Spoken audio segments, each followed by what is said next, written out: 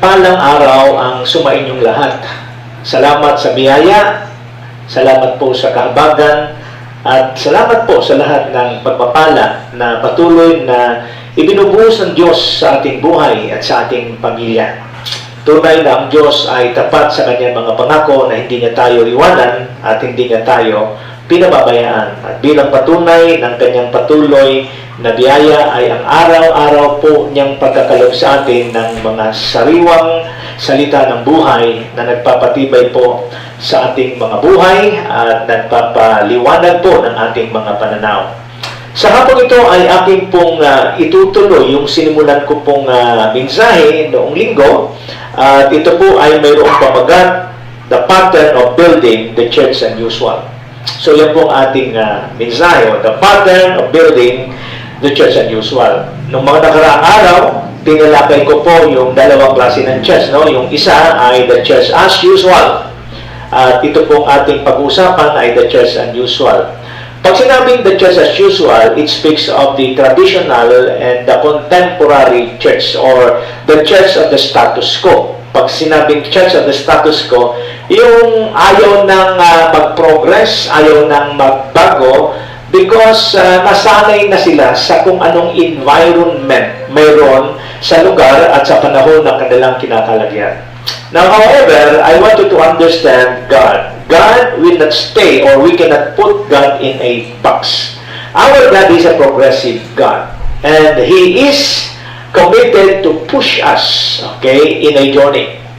Our journey started from the cross until we reach our destination, which is the throne.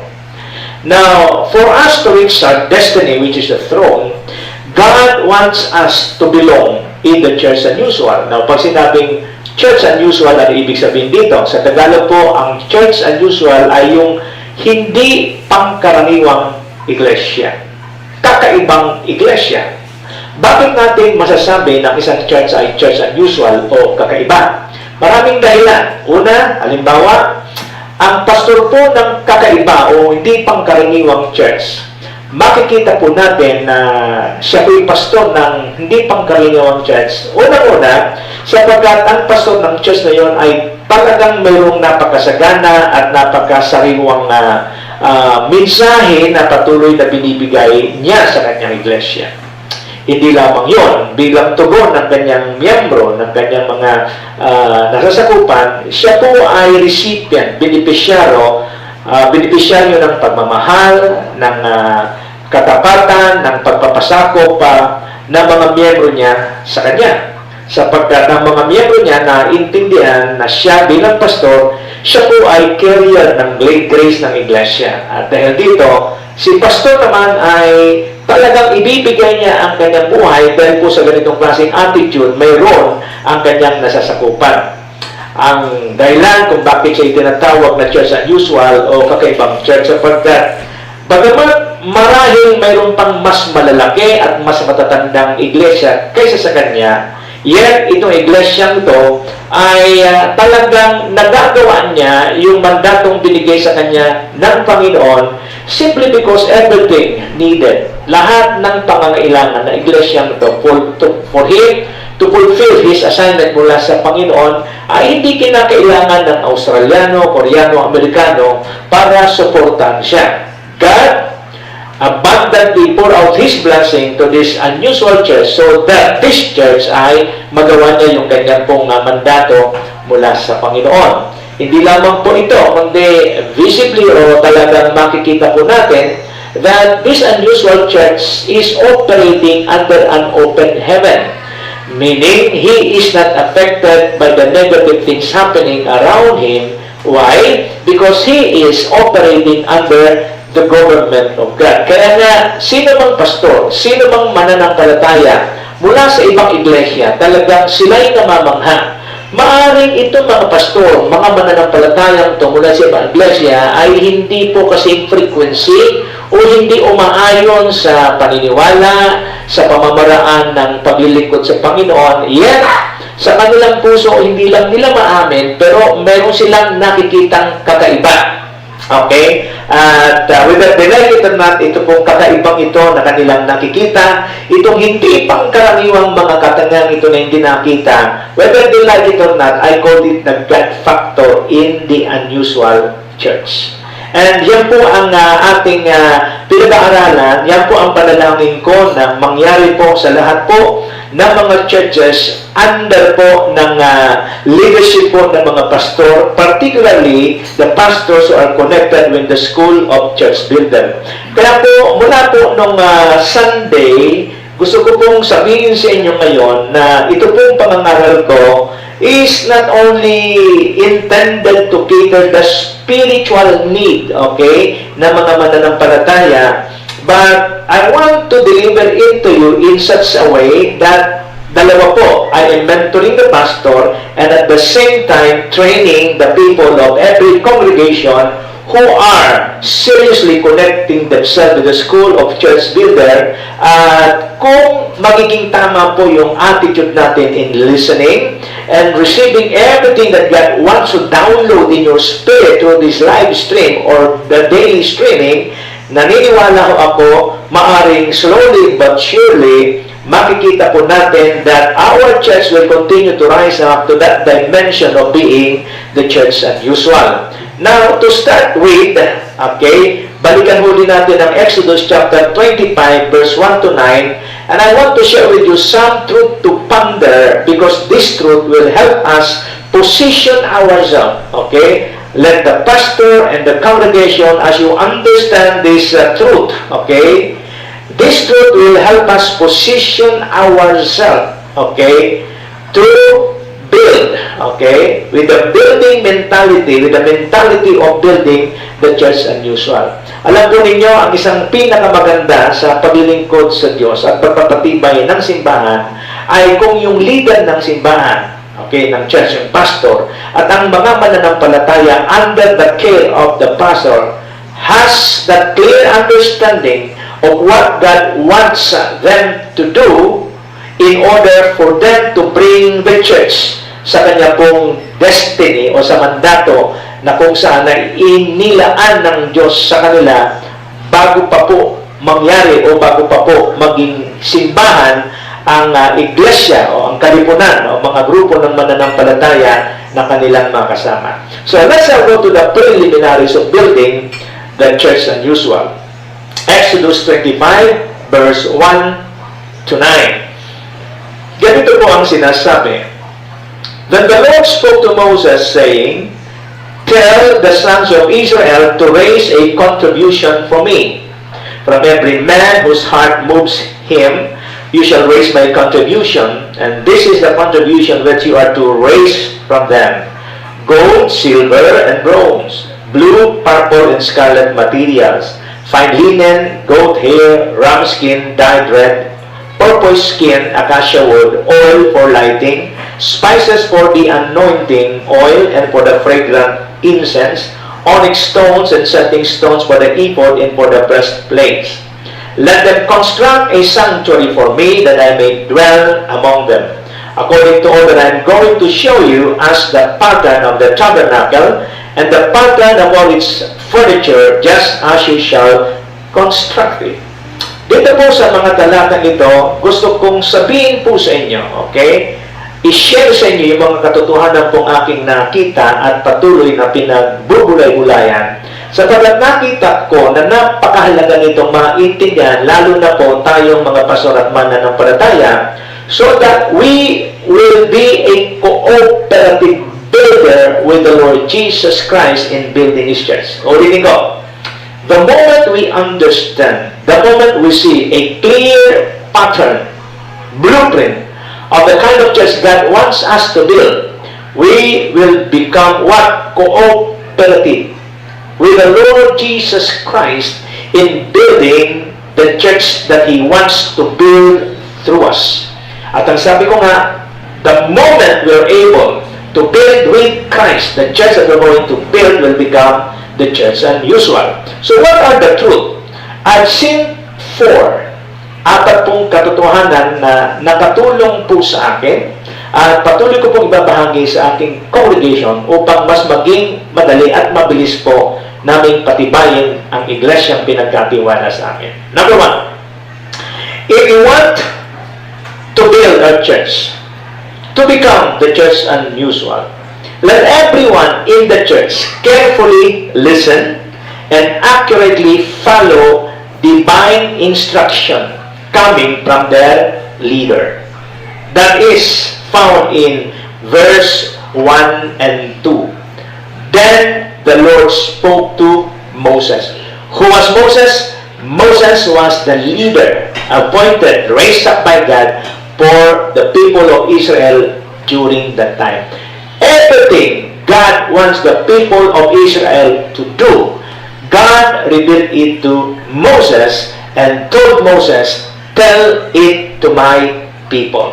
So, if we want to build our church, to become the church unusual, we must carefully listen and accurately follow divine instruction coming from our leader or pastor. Second, everyone in the church must raise up a contribution.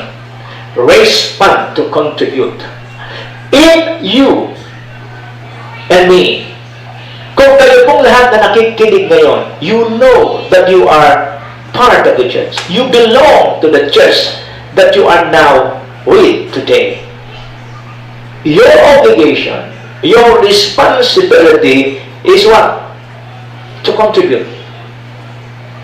Contribute resources in the building of the church. Now, there are two dimensions or aspects of the church. First, yung pong spiritual, and the second is the physical.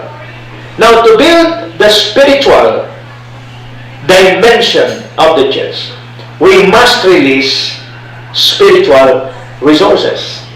What are the example of spiritual resources? Faith is a spiritual resources.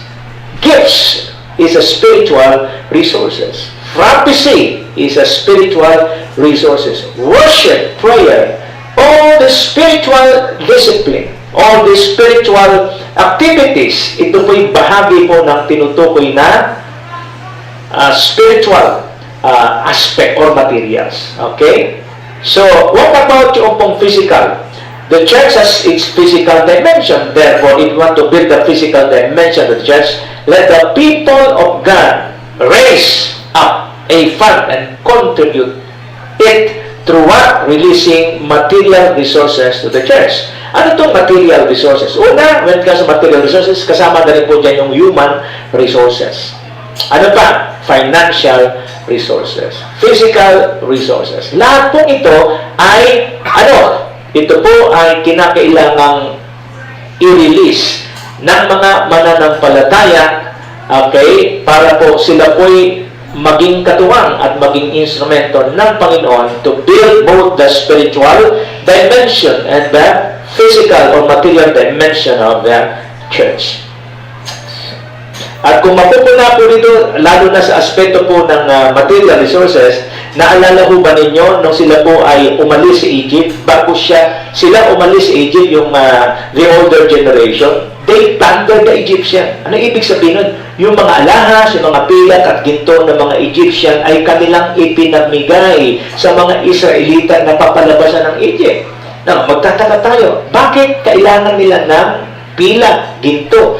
Unang-una yung lugar na kanilang paninirahan sa loob ng 40 years, walang tindahan, walang grocery, walang mall, hindi nila kinakailangang bumili ng mga sapatos in case na masira, napudpud ang kanilang mga sandalyas. Hindi nila kinakailangang mamili ng mga damit for 40 years sapagkat baka ito'y maluma or masira. Now, we know what happened to them. In the wilderness, for 40 years, they literally lived in the miracles of God. At isa pa lang dahilan kung bakit sila po'y binigyan ng mga alahas, pila, ginto ng mga Egyptian nung sila po'y umalis sa Egypt, papunta sa Promised Land. Wala silang tamalay mahalay na darating ang araw na ito ay hihingin sa kanila ng Panginoon because all these material resources that they have plundered from the hand of the Egyptian are the materials God needed to build the physical aspect or dimension of the tabernacle and of the temple.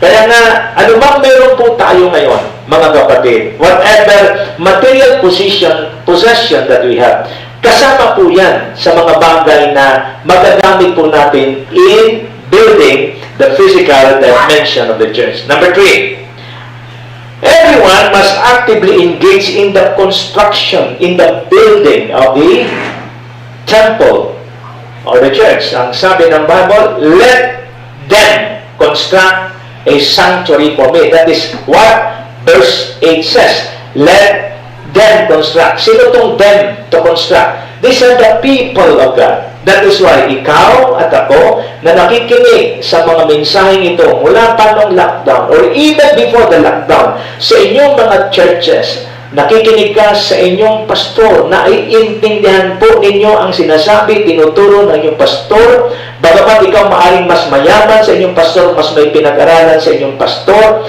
but every time you listen to him, okay, naiintindihan mo at mayroon kang isang klase ng puso that you really want to work in the ground, i-apply ang mga natututunan mo sa pamamagitan ng turo ng inyong pastor. Now, I want you to understand that you are the right material needed by your pastor to build the kind of the church God wants you to build.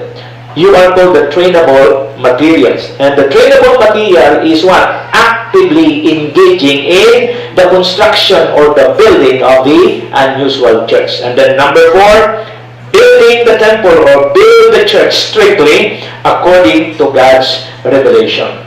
Madalas kong sabihin ito sa aking mga seminar sa mga pastor. Christ is the head of the church and He is the builder of His church. I will build my church according to Matthew chapter 16. So, Christ is the builder.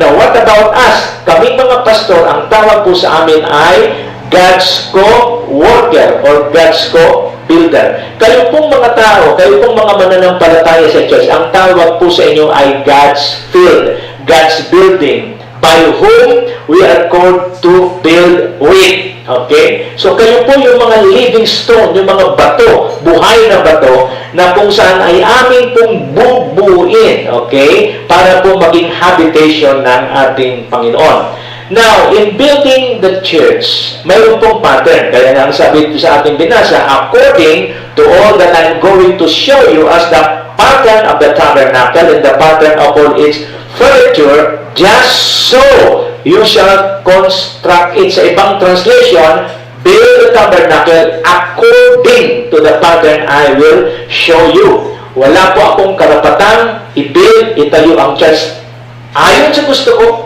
Wala po tayong karapatang i-build ang church ayon sa gusto natin. We need to secure God's blueprint so that makatiyak po tayo that what we are doing in the building of the church, nakatitiyak po tayo na hindi galing sa atin yung disenyo, hindi tayo ang may gusto, kundi ang Panginoon mismo po ang may gusto ng disenyo.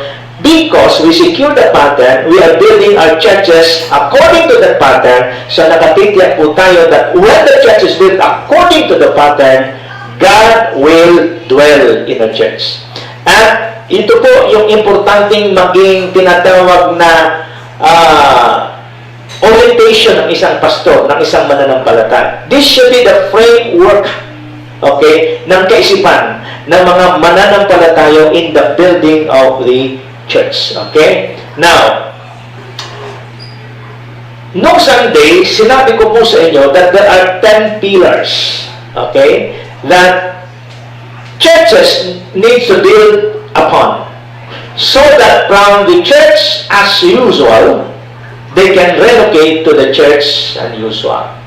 At ito pong 10 pillars na ito po yung aking iisa-isahin.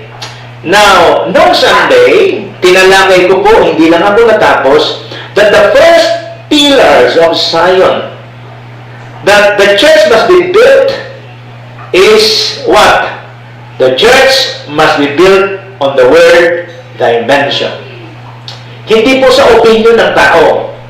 Hindi po sa disenyo ng tao. Naalala ko in Matthew chapter 16, kung di ako nagkakamali beginning verse 13. Tinanong ni Jesus Christ ang mga disciple, Ano ba ang sinasabi ng mga tao patungkol sa akin? Ang sagot ng iba ay, kayo raw po si Elijah. Kayo daw po ay propeta. Okay? Tinanong naman ni Jesus Christ, Pedro, ano sa tingin mo? Sino ako sa iyo? Ang sagot ni Pedro sa Panginoon, you are the Christ, the Son of the living God. And upon this rock, I will build my church. Even the gates of hell will not prevail against the church. Sabi ng Panginoong Jesus kay Pedro, upon this rock, I will build my church. So that even the gates of hell will not prevail against the church. So, yung tinanggap po ni Pedro na kapahayagan ay hindi galing sa opinyon ng nakararaming tao sa kanilang kapaligiran. This is not the prevalent mindset of the people during that time. When Peter declared that Jesus Christ is the Son of God, ang sabi ng Panginoon sa niya, blessed are you, Simon, son of Barjona, flesh and blood did not reveal it to you, but it is revealed to you by my Father in heaven. So, Peter received that revelation about who Jesus is. Okay? That revelation becomes the fresh word of the Lord for him. At ang sabi ng Panginoon, upon this rock, I will build my church. So, these first pillars, which is the church was built on the word I mentioned, is the first pillar, and it is called the words of life. Noong nakaraan, nabanggit ko na isa po sa mga lumutang na salita sa ating panahon during the lockdown is the word essential. At pinatanayan din sa atin ng Panginoon that the only essential ministry left, okay, sa church, kung mauulit pa ang ganitong mga lockdown, ang matitirang essential ministry na lamang po ay walang iba kundi ang word and prayer. That's why in the book of Acts chapter 6, the apostle said, we will devote our time in the ministry of the word and prayer. Because the word, lalong-lalo na, the word is the sure foundation. The word is the foundation, okay, of what? The church unusual. Matthew chapter 24, beginning, Matthew chapter 7, beginning verse 24 to 27, it says that the foundation of a strong house is listening and obeying the word. In the Old Testament, during the time of Eli, ang sabi po ng Samuel, 1 Samuel chapter 3, verse 1, the word Samuel ministered before the Lord under Eli. In those days, the word of the Lord was rare. There were not many visions. The word of the Lord being rare during the pastoral responsibility of Eli in the temple during that time is the main reason why the church or the temple becomes weak and powerless. At dahil po wala pong nagawa si Eli na patibayin ang spiritual dimension ng templo na kanyang pinangungunahan, dumating po sa punto, mayroon pong isang negatibo but very popular scripture in the book of Samuel, nung kumalas na ang presensya ng Diyos sa bansang Israel, sa templo, in particular sa panahon ni Eli, is this, Ichabod, the glory of God departed. Yung Ichabod po, ito po yung pangalan nung apo, isa sa mga apo ni Eli na ipinanganak, okay, during the time na napatay yung kanyang mga pasaway na anak sa labanan. So, napatay na yung kanyang mga anak, okay, isa sa mga manugang ay nanganak, patay rin. At ang nangyari ko sa Bible ay ang sabi po ng Bible ay ipinangalan doon sa batang ipinanganak yung Ichabod, ng ibig sabihin ay the glory of God departed. Mga kapatid, without the fresh word of the Lord na magiging pundasyon po ng pananampalataya ng mga mananampalataya sa iglesyang yan, without the fresh word of God, mahirapan po tayong maitayo ang isang matibay na iglesia o ang isang iglesia na tinagurian po natin, hindi pangkaraniwan. So the rareness of the coming of the fresh word in the absence of God-given vision is what makes the church weak, because the pastor is dying in his priesthood. So makikiusap naman po ako sa mga pastor. If the church is weak and powerless, it is because yung pong pastor has no access of the fresh word that will give him strength. Kaya nga po siya nagiging powerless. So ano mangyayari? It will manifest po sa buhay din ng kanyang followers.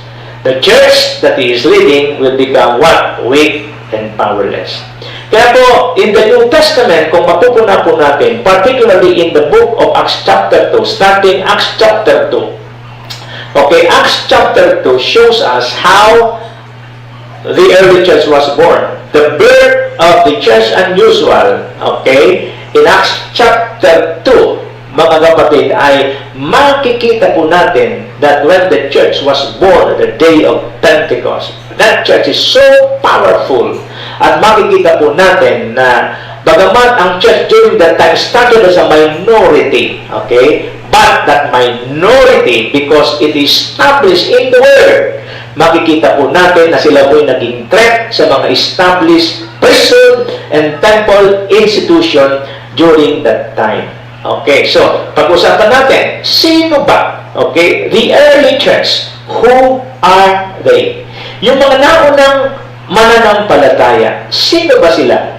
Bakit nagawa po nilang maging matagumpay?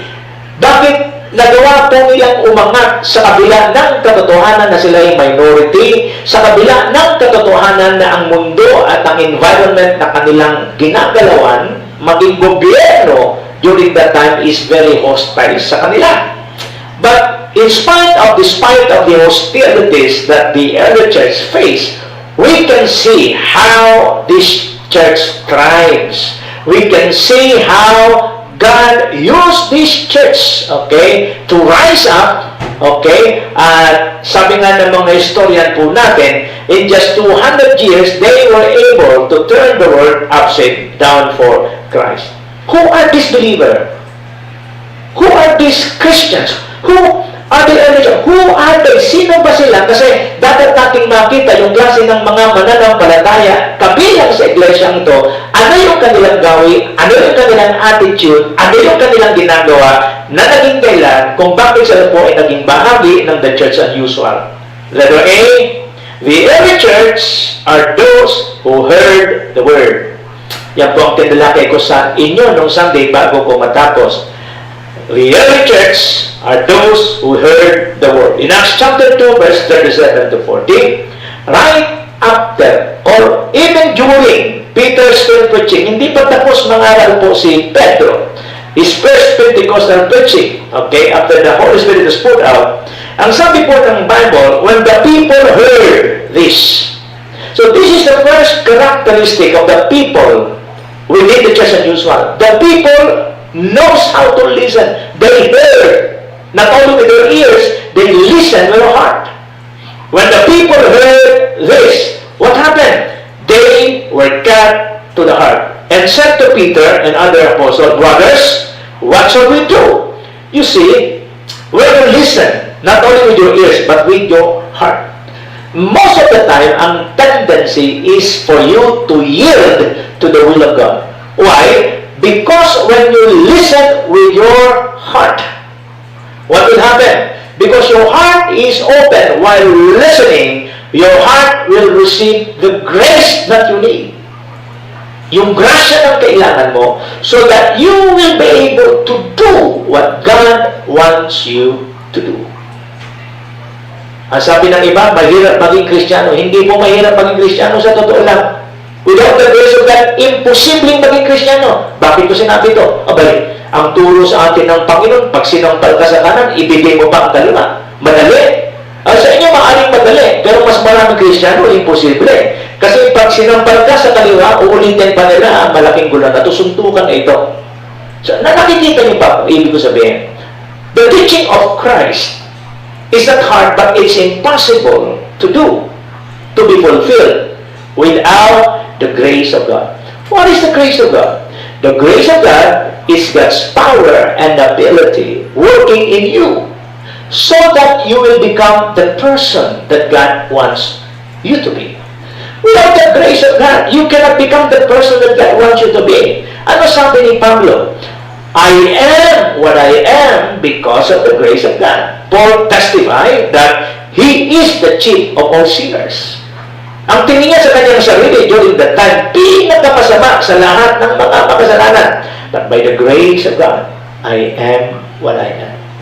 And not only that, the grace of God is the power and ability of God working through you so that you will be able to do what God wants you to do. So God is not only interested in our being, God is also interested in our doing. Again, when we do the will of God, it is impossible without the grace of God. So for us to do what God wants us to do, we must receive the grace of God. And we'll be able to receive the grace of God if we listen with an open heart. That's why these people, nang sabi ng Bible, they were cut to the heart and said to Peter and to other apostles, brothers, what shall we do? When the grace of God comes directly into the hearts of these people, they are now willing to do what God wants them to do. Brothers, what shall we do? Peter replied, repent and be baptized, every one of you, in the name of Jesus Christ for the forgiveness of your sin. And you will receive the gift of the Holy Spirit. The promise is for you and your children and for all who are far off.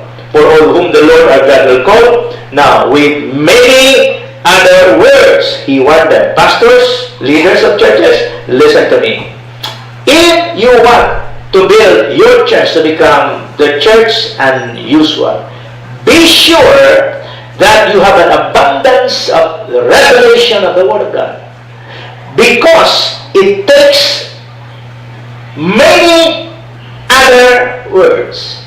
It takes an abundance of revelation. It takes an abundance of messages to our people so that our people, our people will decide, will commit themselves to what? To walk in the way of righteousness. To commit themselves to the will of God. How? By the pastor, what? Warning them with many other words. Hindi sinabing with many same word. Hindi sinabing many old or traditional word. With many other words, he warned them. And he pleaded with them, sabi niya, save yourself from this corrupt generation. So, the early church, who are they? First, the early church are those who heard the word, not only with their ears, but also with their hearts. Second, the early church are those who receive and believe the word. The early church are not only those who hear the word, but they receive the word and believe the word. In Acts chapter 2 verse 41, ang sabi po ng Bible, those who accepted. See, nakikita ho natin? Those who accepted, they don't just listen, but they accepted what they have heard. Those who accepted his message, what happened? Were baptized. Now, I want you to understand this. Sa ating panahon, hindi natin makita yung severity po, yung pagiging seryoso ng pagpapabautismo. Iba ho ang kondisyon ng pananampalataya ng mga tao na magpapabautismo nung araw sa pangalan ni Jesus. Kasi ho, pag kayo po'y nagpabautismo, ulitin ko, just like in the days of John the Baptist, ang baptism po is what? It is a public declaration of your faith in God.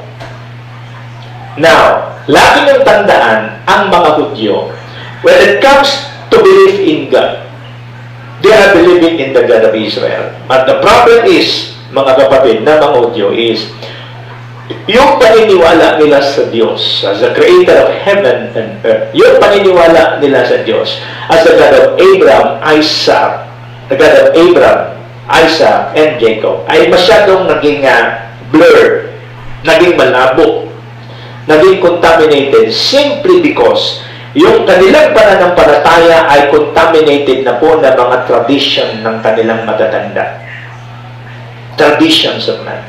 Ang paniniwala ng mga Hudyo during that time ay masyado nang contaminated po ng mga ritual at seremonya na in-introduce doon sa templo. Nakakaramayan po rito sa mga ritual na to ay extreme o hindi na itinuro ng Diyos.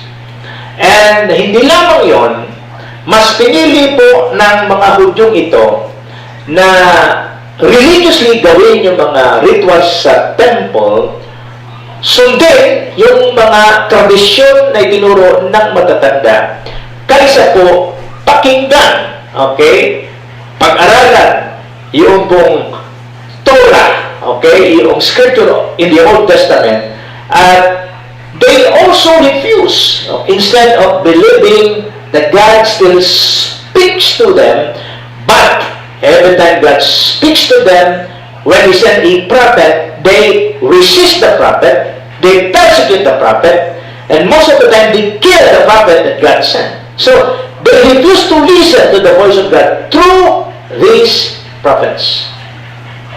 So, what happened?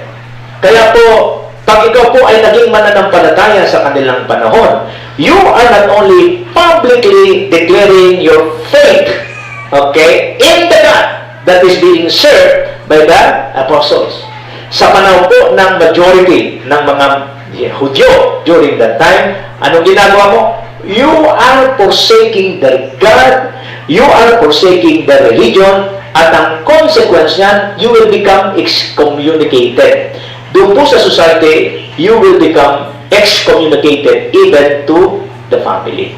Kaya po, masyadong malaki ang babayaran ng isang taong nanampalataya kay Kristo sa pagtanggap nila sa minsay ng mga apostol. Okay? At the moment ng isang tao yung manampalataya kay Kristo, dahil tinanggap nila yung pong minsay ng mga apostol, ng mga kapatid, he is declaring war against Judaism religion.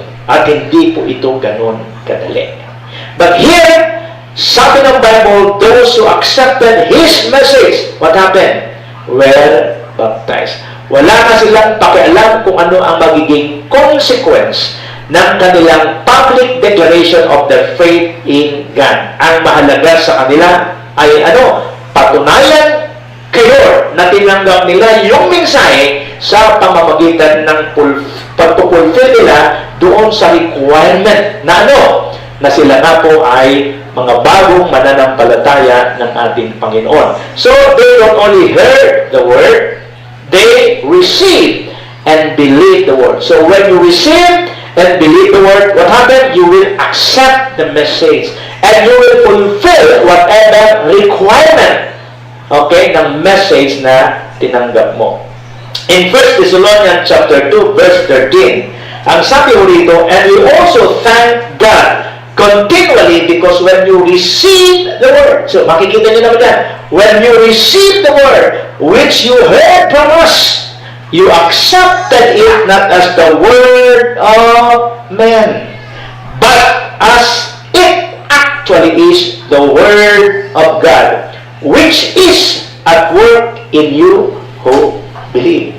Paano raw po at kailan mangyayari na ang mensahe na tinanggap na sa Diyos ay magtatrabaho, magagalaw sa ating buhay? Ang sabi po ng talatang ating binasa, they receive the word preached by the apostle not as the word of man, but as it is actually the word of God.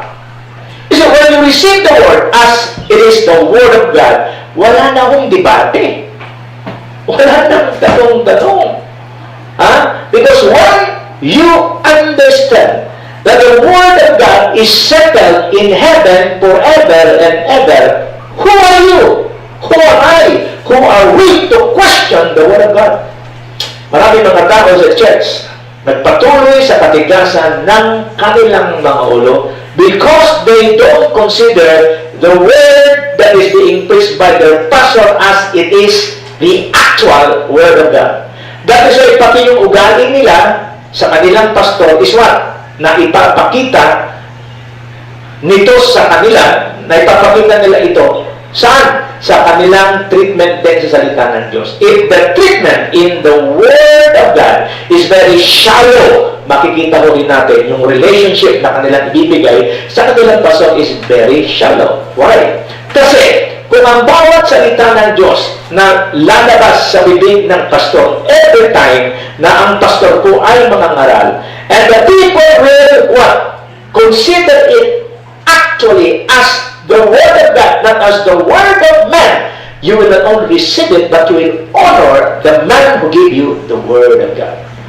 That is the environment needed by the Holy Spirit so that He will be able to work out in your life according to the Word that you have received.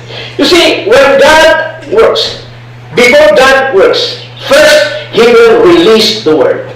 You remember in the story of creation, Genesis chapter 1 verse 3, and God said, what happened? Let there be light. So when God spoke, God said, let there be light, the Holy Spirit execute, okay, according to the Word that has been released by God. The Word and the Spirit is inseparable.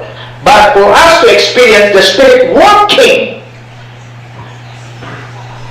after we receive the Word, the Holy Spirit must see in us the quality of heart that we have towards the one speaking to us.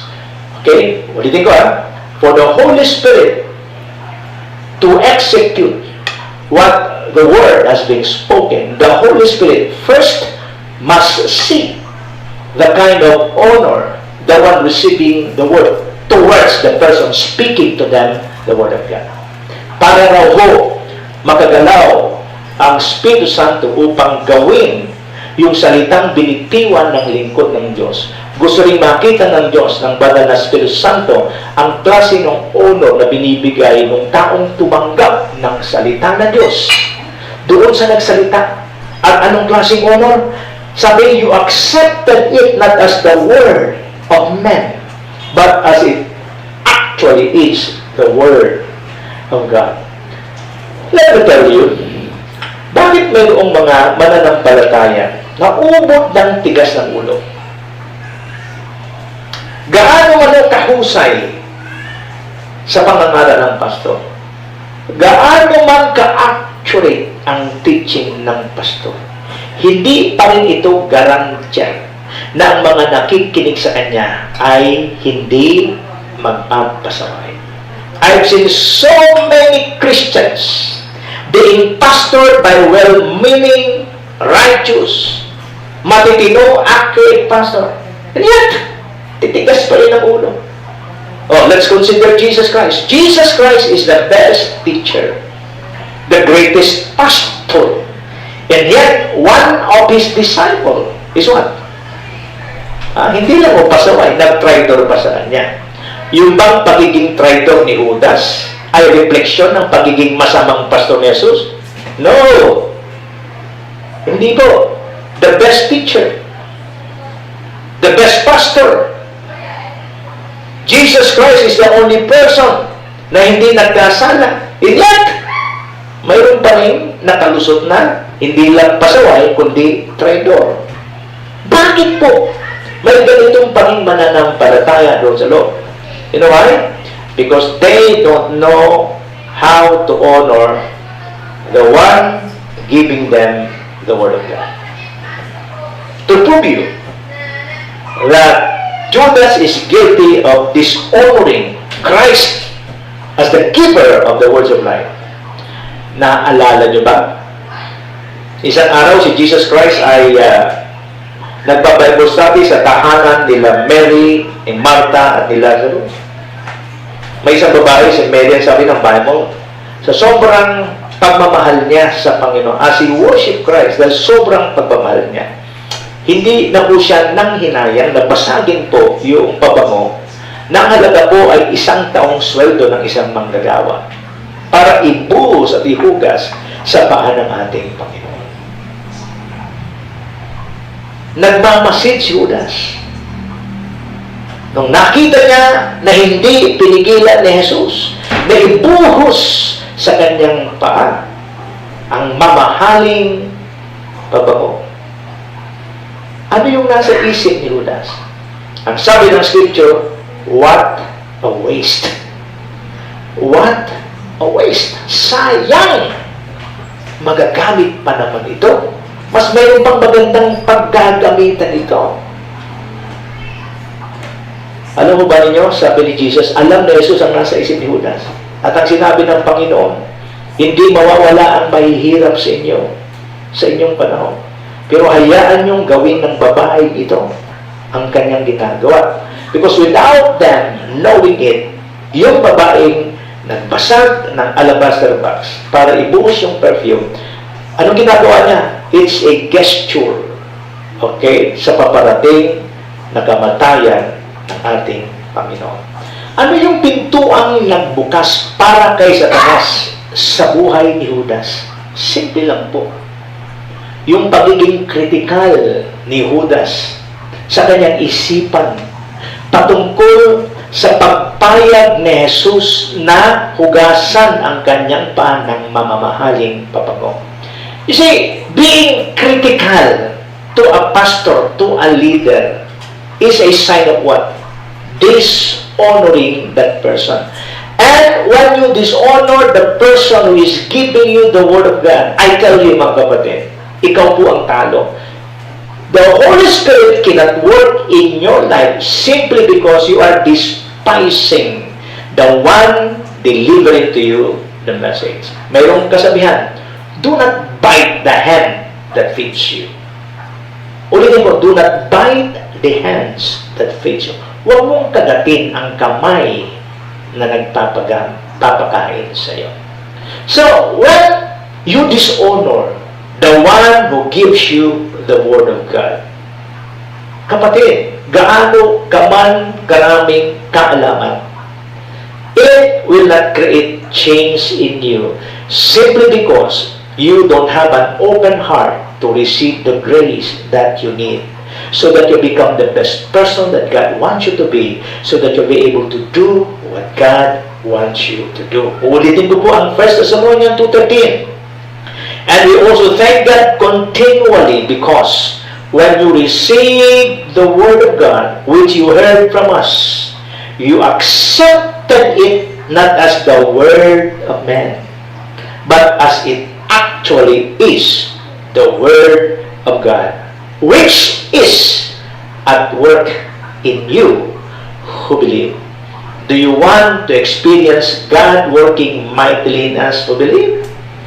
Treat the person you receiving the Word not only as the one giving you the Word, but actually is. The Word is not only the Word of man, but the Word of God itself. This is the attitude that the early church possessed in relation to the Word. That's why the apostle was able to build the church in the dimension of the Word, because their attitude towards the Word is so pure. Their attitude towards the Word is the attitude required, okay, for the Holy Spirit to mightily work in them. Let us see. The early church are those who obey the Word. The early church are those who obey the Lord. There are people who just hear the Word. There are people who receive and believe, and they don't obey. But the early church, the church unusual, they are the church who obey the Word. Acts 2:38.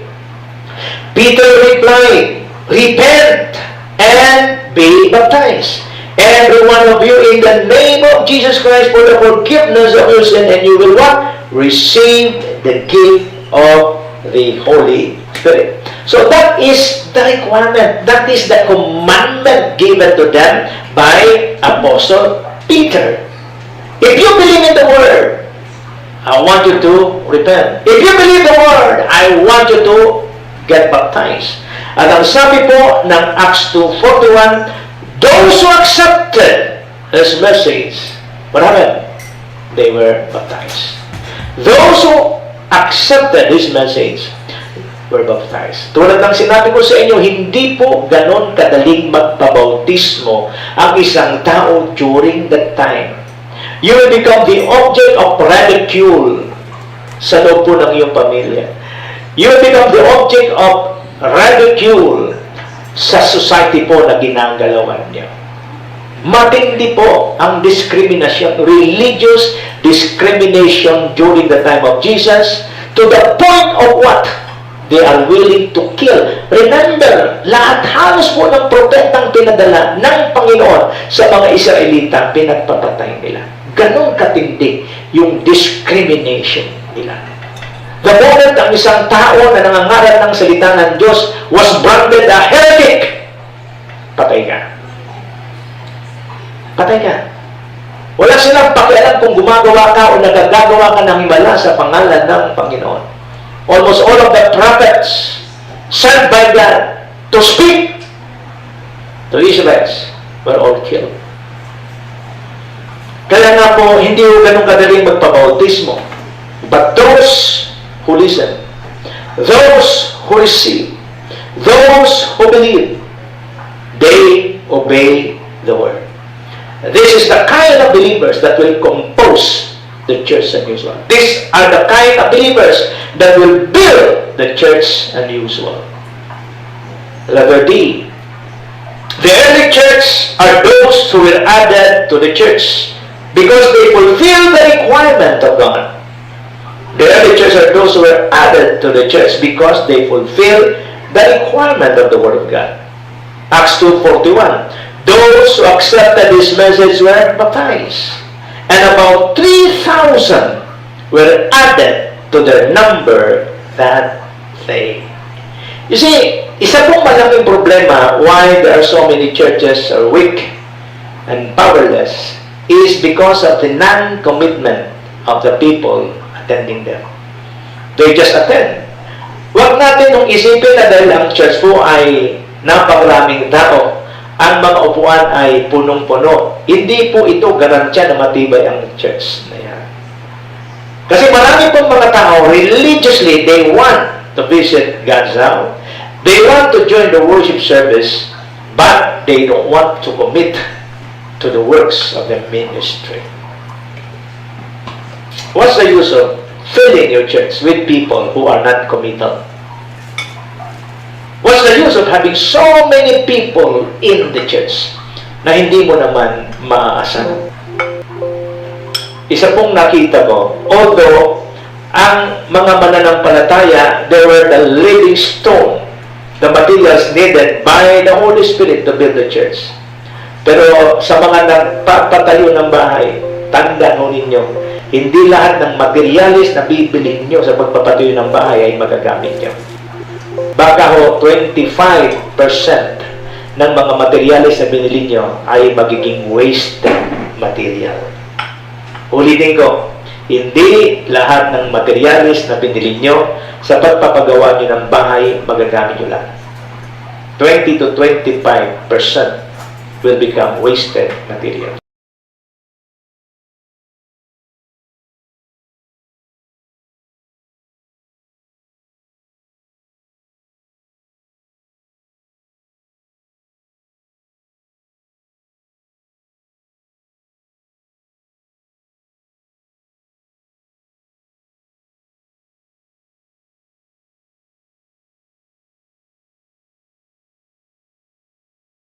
Lang yan. Tingnan nyo, di ba, si church? Magugulat ho kayo. Karamihan po ang church na pupuno pag anniversary. Ano pa? Pag Pasko. Mga special occasion. Ang tawag ko po rito, mga occasional Christians. Magugulat ka, tagal-tagal na di dumalo ay nung anniversary. Andun. Okay? At doon pa nakaposisyon sa mga unang kakain. Kapal na mukha eh. Pasensya na kayo sa mga words na ginagamit ko, but sa panahon ngayon, hindi na po pwedeng i-tolerate yan. Kagabi may nag-text sa akin. Sabi niya, Pastor, ano ang gagawin ko sa isang miyembro na hindi na ho nagpapakita sa amin? Nabalitan namin na open po pala sa pangangaral. At nag-text pa nga ho sa amin. Pero hanggang doon na lang, nagiging mailap na. Ay sabi ko, kung mananatiling pasaway yan, huwag nyo nang habulin. Kasi ang sinasabi sa Bible, si Jesus na parito upang hanapin ang nawawala, hindi yung nagwawala. Mga pastor, gusto nyong hindi stressful ang pagpapastor nyo? Ang hanapin nyo yung nawawala. Yung mga nagwawala, pawalan nyo. Kasi habang hinihila nyo yan, habang pinipigilan nyo yan, mararamdaman nyo yung resistance. Lalong magwawala yan. Pawalan nyo. I want you to see the kind of people needed in building the church unusual. Who are they? They are those who hear the word of God. They are those who receive and believe the word of God. They are those who obey the word of God. Alam niyo, napaka-simple lang eh. If we know the blueprint, and we know that these people in our churches are not following fulfillment the requirement of the word. Mga kapatid, huwag nating pahirapan ang ating mga sarili, mga pastor. Tumatanda ho tayo. Tumatanda ho tayo. Hindi po dapat maging stressful, lalo na kung matatagal na yung mga mananampalatayang yan. Hey! Ayaw ng Diyos na dumating sa punto na sisisihin natin ng Diyos at sasabihin natin sa Kanya, Lord, bakit ganito? Ganito ba talaga ang pagpapastor? Binibigay mo na ang lahat, hindi ka makatanggap ng tamang tugon mula sa mga taong pinapanalangin mo, binibisita mo. Ang pinagsalita lang na nakakasakit, para rin naman sa kanilang kapakanan. Napaka-ungrateful. You see, I don't want to pastor a church filled with ungrateful people. Ulitin ko, I don't want to build a church filled with ungrateful people. Alam nyo, sa ating panahon, mayroon pong mga bayan o mga syudad. Pag nagpunta ka sa lugar na yan, at ikaw ay nakagawa ng isang naalala ko before, may isa pong nasa show business na nag-release po ng isang statement na ang mga babae raw sa Davao ay mukhang hipon. Ang ibig sabihin mo na mukhang hipon, maganda ang katawan pero ang pangit ng mukha. Alam mo ba ninyo yung taong yun ay idiniklara po ng City of Davao na ingrato. Persona non grata. Ang isang bayan o syudad, pag diniklara ka ng konseo na persona non grata, hindi ka na makakabalik doon. You see, kung ang mga syudad, bayan, may ganito po silang rules. Hindi ba kayang gawin sa church yan? Is it not biblical? Gusto niyo ng mga scriptural references? Ano sabi ng Bible? Mga kapatid, markahan ninyo yung mga taong nagiging dahilan ng mga pagkakabahagi. Ituring nyo silang, tax collector. Paano ba tinuturing ng mga Hudyo ang mga tax collector nung araw? Alam mo ninyo, ang mga tax collector sa panahon ni Jesus, these are Jewish people being used by the Roman government na maningil ng tax. At kadalasan po itong mga Hudyo ito na tax collector, katulad po nila sa Chaos. Pag maningil po ito, sobra-sobra. Kaya po sa paningin po ng mga Hudyo, hindi ka lang corrupt, kundi you are what? Committing the act of treason. Ibinenta mo yung bansa. All for the sake of what? Pleasure. All for the sake of what? Status ko. Pero sa tingin po ng mga Hudyo, talagang galit na galit sila sa kanilang mga tax collector. Kasi mga Hudyo yan na nagpapagamit sa mga Romano. Now, treat them as a tax collector. Paano ba nila tinitreat ito? Pag ang isang Hudyo, makakasalubong ang isang tax collector sa isang one-way street, gagawa po ng paraan yung Hudyong yun para hindi makasalubong yung tao. Ganun ho sila umiiwas. Nagtataka ko, bakit maraming pastor, napaka-ungrateful na nung tao. Imagine, bago nga ligtas yan, sineran mo, pinanalangin mo, halos umiyak ka, tulo ang uhog at luha habang pinagpipray mo na siya makakilala sa Panginoon. Salamat, nakakilala sa Panginoon, na makakilala sa Panginoon. Talagang nagpakita naman ng kakaibang sigla sa paglilingkod. Palibasa po yung puso ay parang lupa na masyadong mababaw, hindi nag-ugat ang salita ng Diyos. Therefore, nanlamig. At sa kanyang panlalamig o bago manlamig, anong ginawa niya? Nagiging matitiso rin. Ano pa? Nagiging offended. Ano pa? Nagtatampo. Ginawa mong paraan, habulin, bisitahin. Pero napuna mo, habang hinahabol mo, lalong nagwawala. Hey, kapatid. I want you to understand this principle. Sabi ng Bible, James 2, 4 or 6, kung ako nagkakamali. Draw near unto me, and I will draw near unto you. During the time of our pioneering works, tayo bilang mga lingkod ng Diyos ang nandiligaw sa Kanya, sa mga tao. So we're going to do everything we can to win them to the Lord. But, kung yan po ay matagal na sa church, naging manggagawa ng iba, naging elders na, dumating sa punto na napakadaling ma-offend at pag na-offend, nagwawala. Baguhin nyo na po yung sistema ng pagpapastor nyo.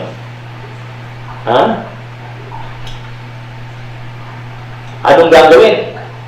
Paano natin pakikitunguhan? Kung habang inahabol mo lumalayo, pawalan nyo na. Start operating in the book of James.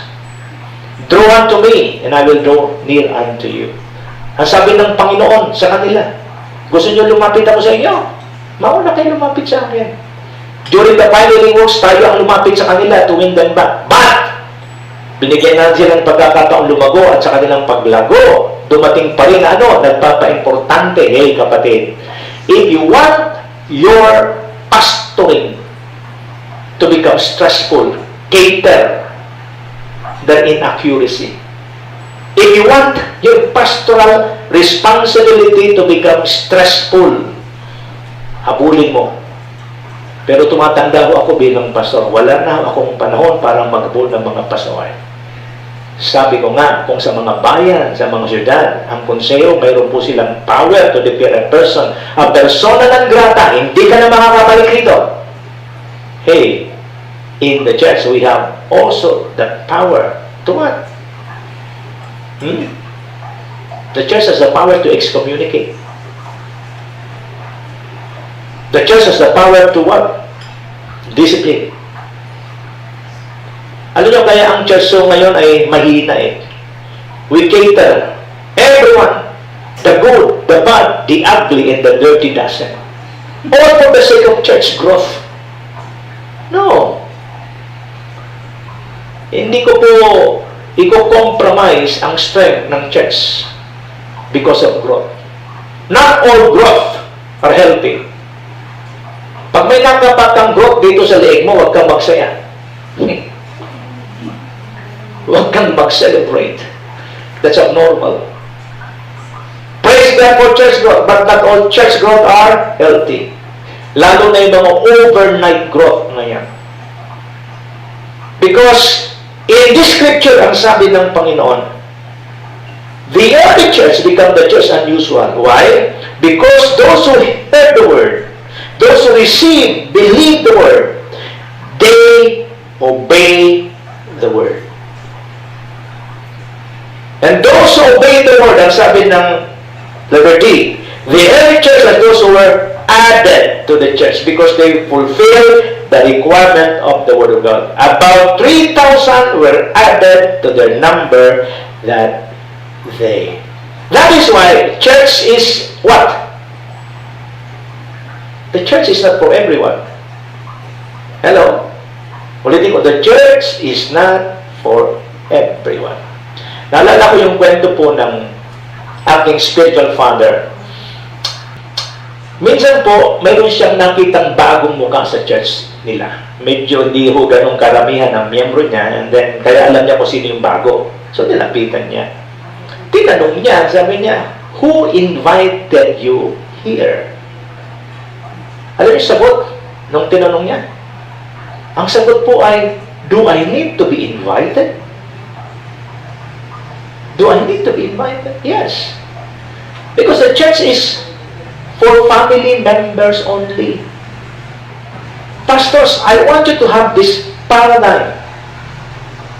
The church is for the purpose of what? Family. Hindi lahat ng papasok sa church niyo, consider it as what? Members. Everyone who wants to enter your church, if they want to become a family, part of the family, they need to go through some testing of the faith. They need to be added to the church.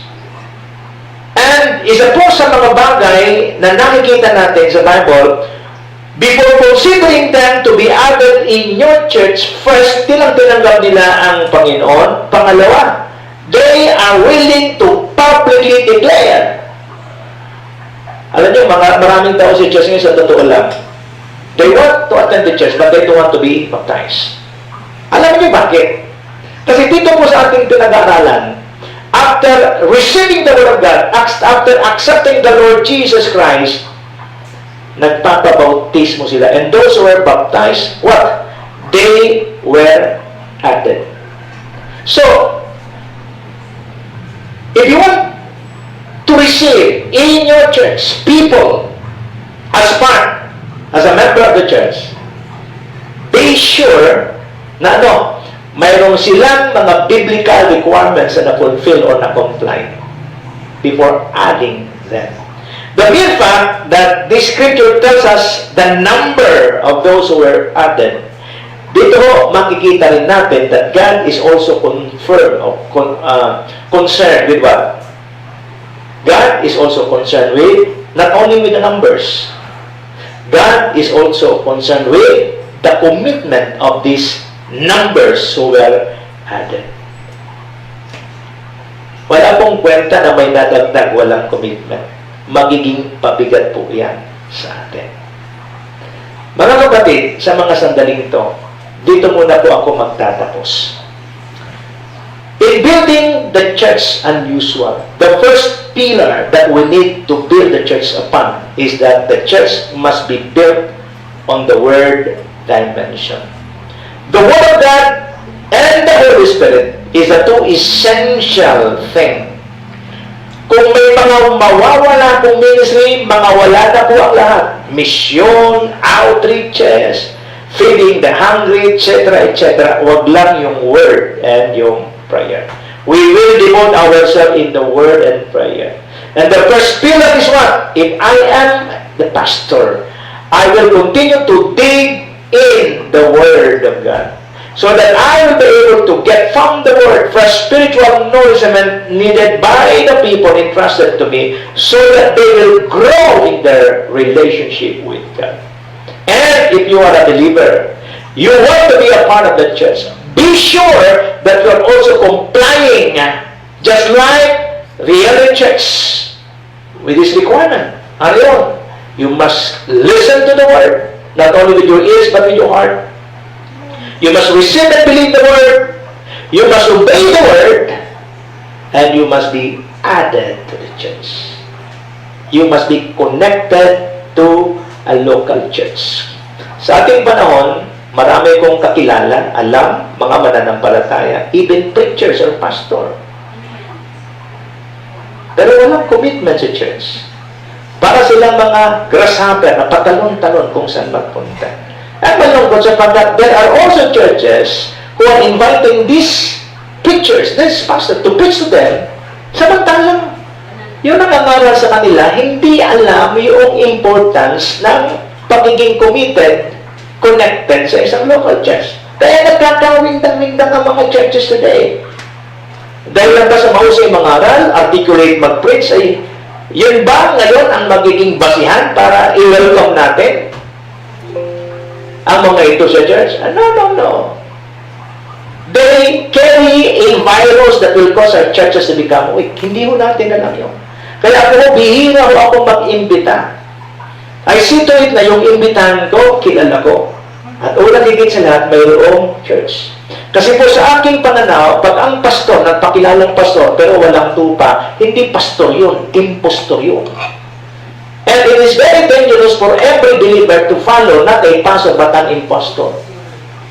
It's very dangerous. If a person is a pastor, surely mayroong mga tupa na susunod sa kanya. So mga kapatid, maganda pa sanang pag-usapan to, but time will not permit me to continue. But I believe, as you continue to listen, digest, as you continue to understand the word that I'm preaching to you, I do believe that the Holy Spirit is working in your heart, and you are hearing a voice in your spirit that says, "My son, my daughter, this is the way, walk in it." Father, I thank you for your goodness and for your faithfulness. I thank you, Lord Jesus Christ, for the way you are releasing your word and you are imparting your spirit. Thank you for the brothers and sisters who are now watching this daily streaming, Father. And I pray in Jesus' name wherever they are. Kung sa pakikinig po nila, mayroon po ako, Panginoong, na-touch na saling sa kanilang puso, sa kanilang commitment, sa kanilang attitude, sa kanilang pastor, commitment sa kanilang churches, behavior bilang mananampalataya that's offending. I pray in Jesus' name, cause that offense, Lord Jesus Christ. Cause that offense, Lord, to make them repentant of those inaccuracies. And give them a chance, Lord Jesus Christ.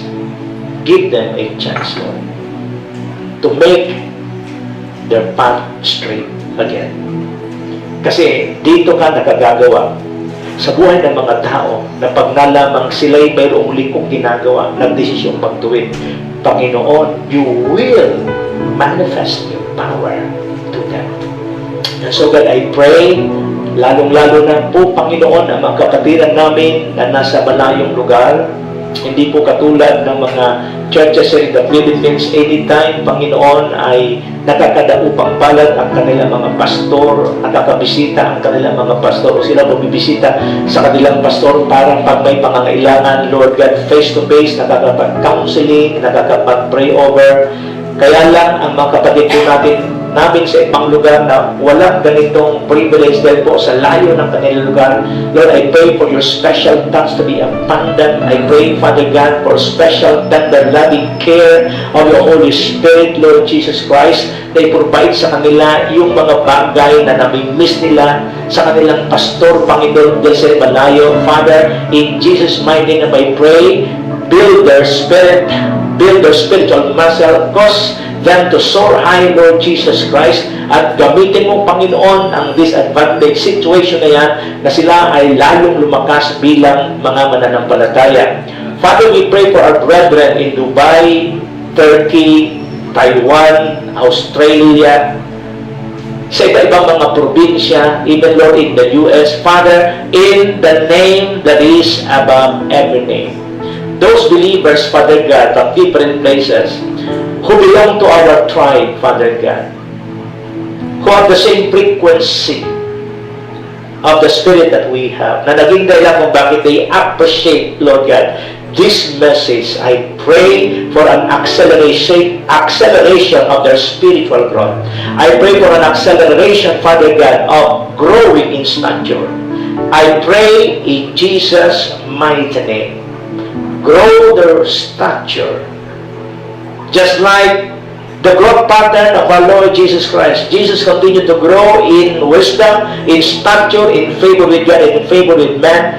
Let every one of us, mga mananampalataya, churches dito sa Pilipinas, as well as those believers and churches abroad who are connected with us, let them grow in wisdom, in stature, favor with God, and favor with man, so that we'll be able to possess a kind of stature that will help us contribute for the building of our churches from being the church as usual to become the unusual church. In Jesus' mighty name, Amen, Amen, at Amen. Were you blessed with the message today? If so, please like, subscribe, and hit the bell button below for updates. Thank you for watching and see you next streaming.